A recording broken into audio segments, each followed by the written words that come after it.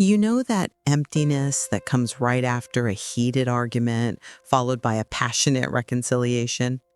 A lot of people mistake that for true love. For years, Megan lived on that emotional roller coaster. She believed real relationships were made of explosions, jealousy, and tears, because deep down, she thought real love meant feeling everything, even pain. But here's the problem. When you romanticize chaos, you end up rejecting peace. And sometimes it's only when silence arrives that you realize just how much the noise was destroying you.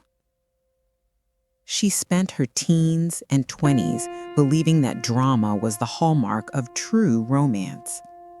Movies, songs, cartoons all told her that love made you cry, made you fight, made you return. She didn't see anything wrong with living that way. In fact, she thought it was beautiful. When things were calm, she felt bored. When he didn't show jealousy, she thought he didn't care. If there were no fights, it meant there was no passion. So she entered relationships that swayed violently, always with someone who made her feel alive, even though, inside, she was worn out. Slowly, the cycle drained her light. In the mirror, Megan no longer recognized herself. She slept anxious, woke up suspicious. Her heart raced, not because of love, but because of alarm. Yet still, she believed the cost was worth it. What Megan called passion was really a looping emotional pattern disguised as something deeper. It started with jealousy masked as care, then a meaningless fight, then distance, and finally reconciliation like a movie scene. That choreography repeated itself. Each reconciliation brought tears, promises, and that skin tingle she mistook for deep love. It was addictive, and like every addiction, it required bigger doses. She told herself it was just a phase, that all relationships have ups and downs. But in her life, the downs occupied most of the space. The saddest part? She didn't see a way out, because even exhausted, she feared giving up and never experiencing something so intense again. She tried talking to friends, but heard phrases like, "At least he loves you so much," or "Whoever loves fights." And Megan believed them. She believed love was like a battlefield, and so she romanticized wounds, turned pain into poetry, instability into passion. Until one day, someone arrived into her life without making noise, and everything began to change. He didn't show up with promises. He didn't push, didn't force. He simply stayed. At first, it felt strange to Megan.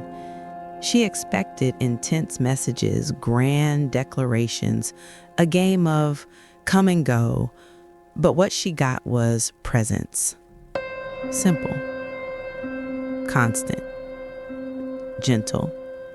She felt something new, peace.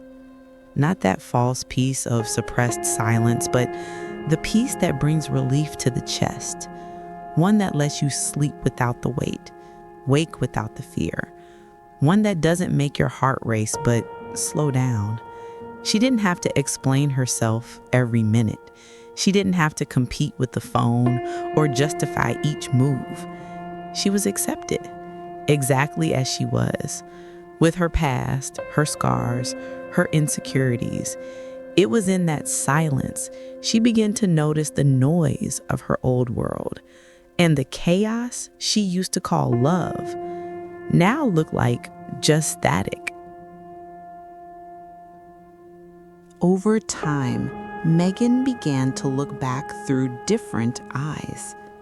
Each memory she once called intense now sounded heavy, toxic. She reviewed those scenes like someone watching an old film and asking, Why did I accept this for so long?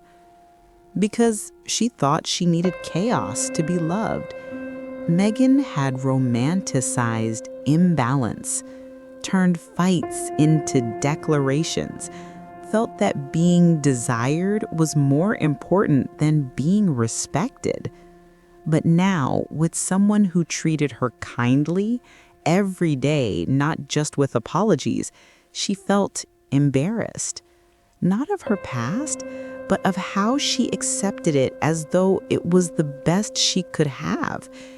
It was like removing headphones after years of listening to music at full volume and finally hearing the sound of your own breath.